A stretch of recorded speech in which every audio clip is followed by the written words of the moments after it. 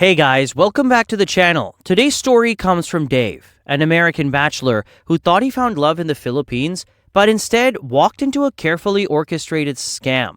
His story is a rollercoaster of emotions filled with love, betrayal, and hard-earned lessons. This isn't your typical fairy tale. It's a cautionary tale. If you think love can't blind you, stick around and hear the story. Let's dive in. I was 38 years old, living the dream, a life that most people would envy. I had a high-paying job as a financial consultant, raking in 7 figures annually. My days were spent in sleek office towers, my nights in luxurious penthouses, and my weekends on yachts or private jets. If you looked at my life from the outside, it seemed perfect. But deep down, I was lonely. Love wasn't something I'd focused on. Sure, I'd had my share of flings and casual relationships, but they were just that. Casual. No strings attached. No emotions to complicate things.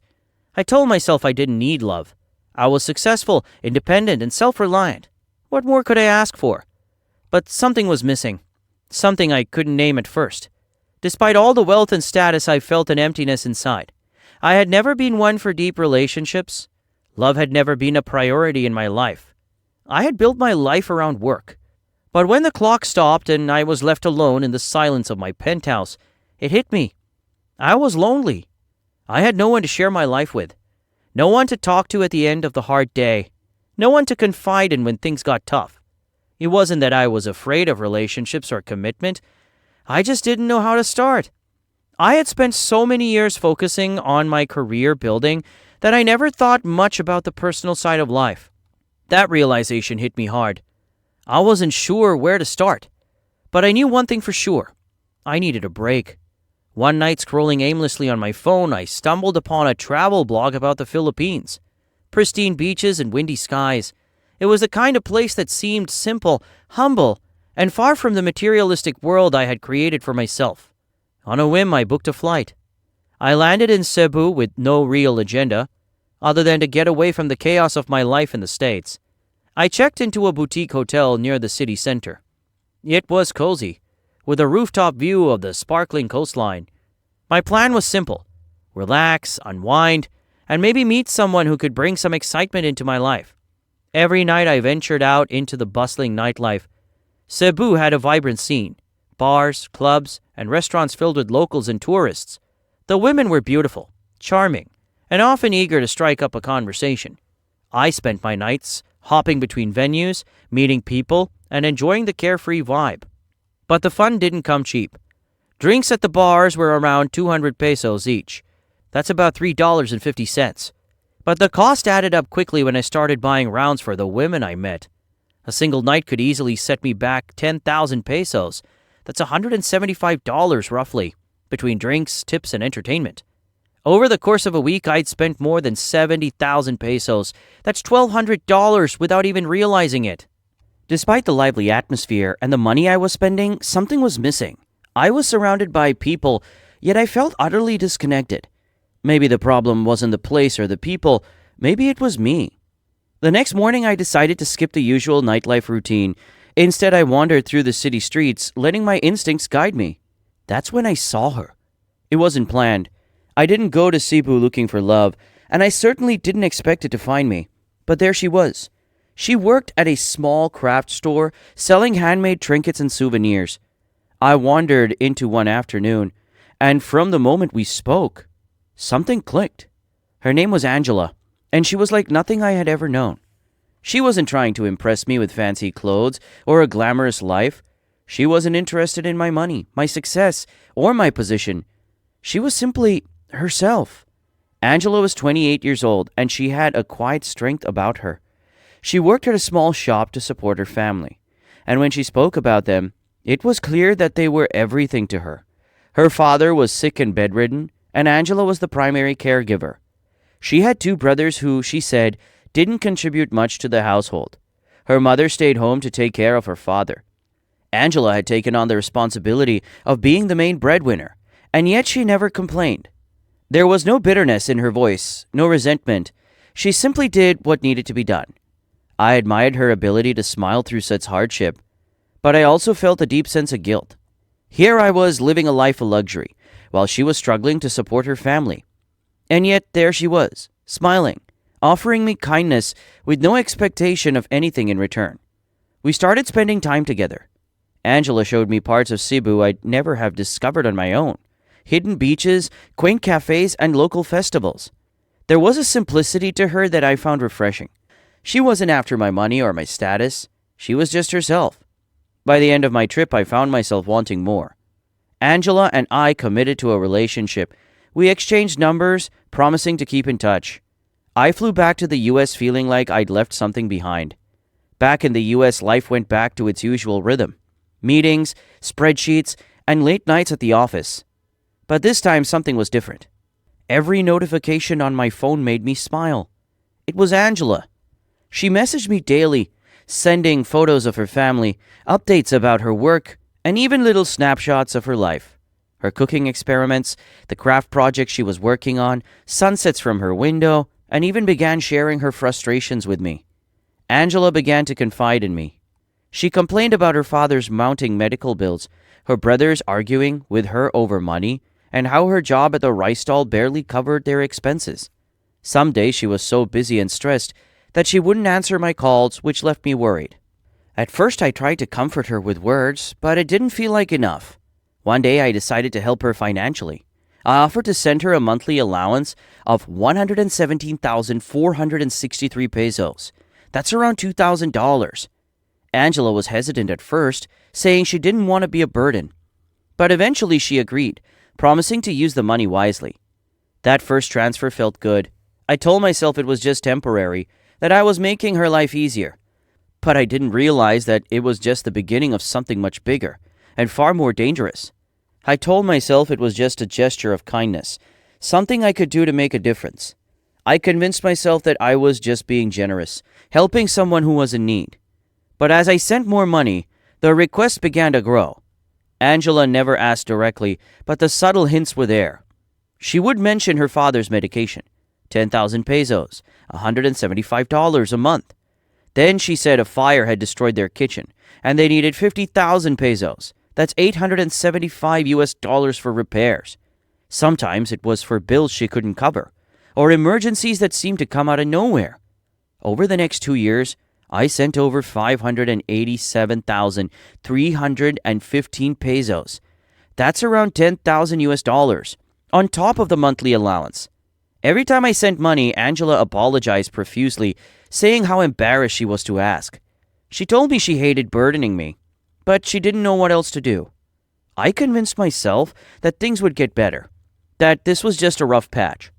Angela's gratitude and daily conversations kept me going, even when my doubts started to creep in.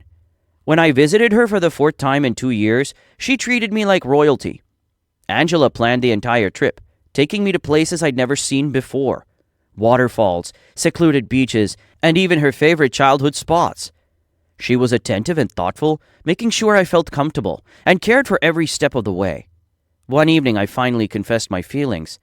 I said the 3 special words that every woman dreams of hearing, but her reaction wasn't what I expected. She went dead silent. I asked her what was wrong at first, and she was hesitant, but eventually she told me it was about her parents. They wanted to meet me.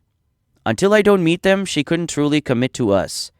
It was a tradition in her country. She also said that her family wanted to marry a rich landlord in the village. They didn't think our future was secure unless I met them and asked for their daughter's hand. Her words stung a little, but I agreed to meet them. She took me to her village to meet her family. Their home was simple, bamboo walls, a tin roof, and a dirt floor. Her father lay in bed, frail, while her brothers lounged outside. Her mother, though kind, seemed overwhelmed.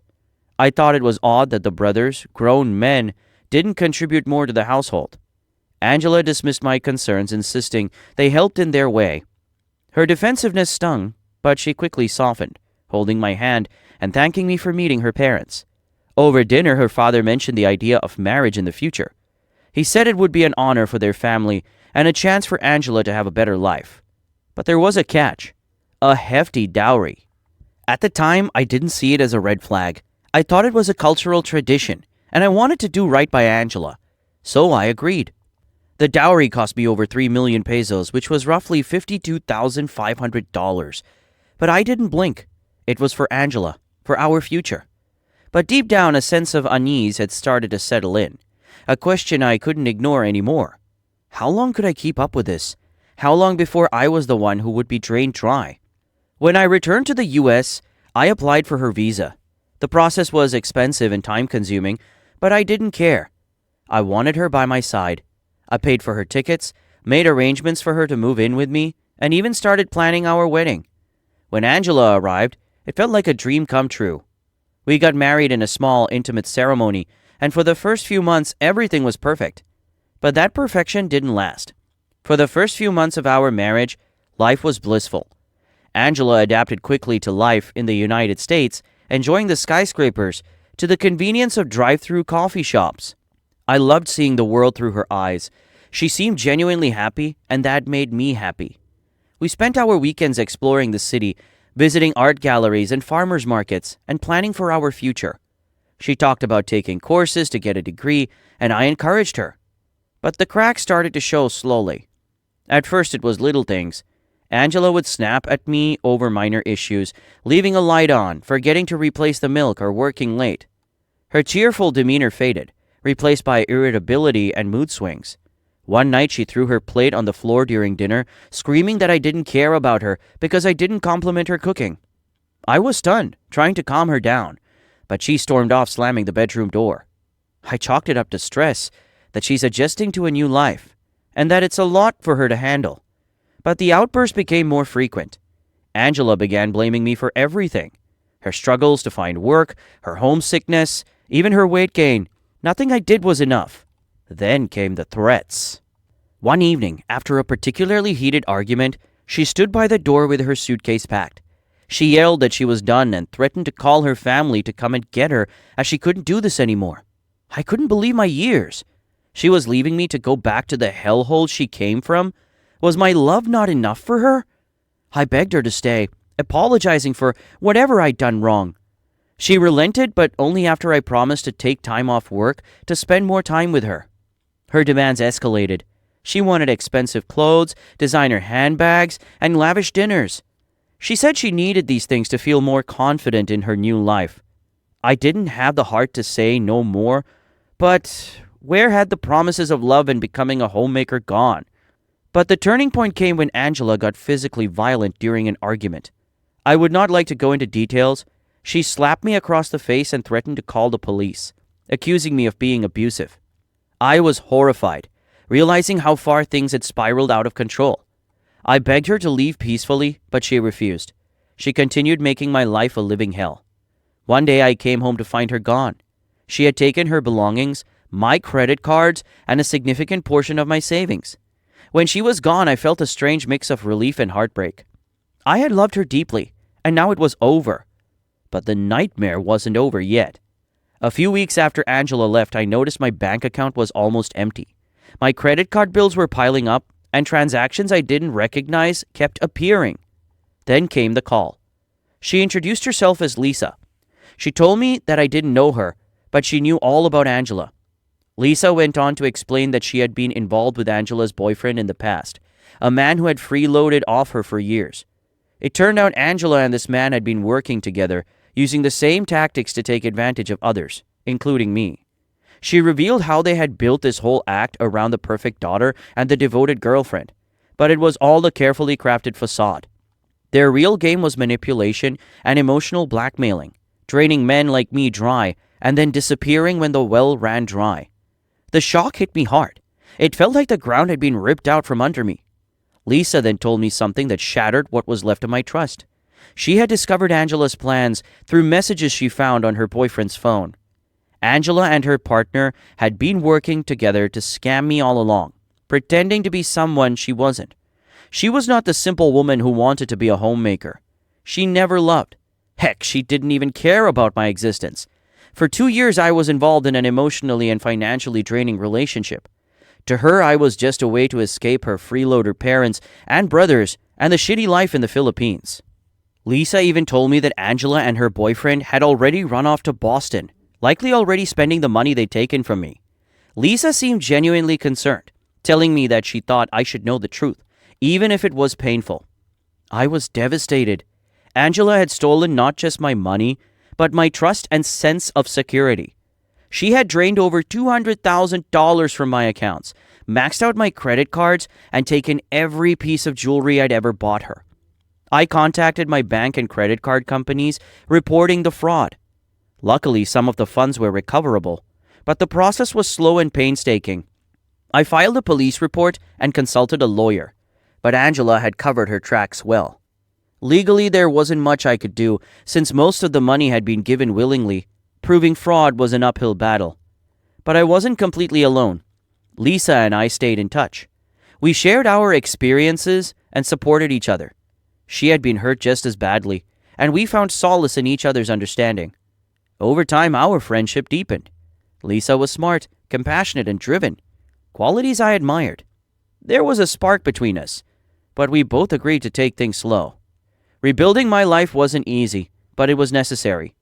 Angela may have taken a lot from me, but she hadn't taken everything. I still had my career, my determination, and now a new connection with someone who truly understood what I'd been through. So to anyone listening, let my story be a lesson. Love can be beautiful, but it can also blind you. Trust your instincts, protect yourself, and never ignore the red flags. What would you have done in my situation? Have you ever been through something similar? Let me know in the comments. I'd love to hear your thoughts. Thanks for listening. Take care and see you in the next video.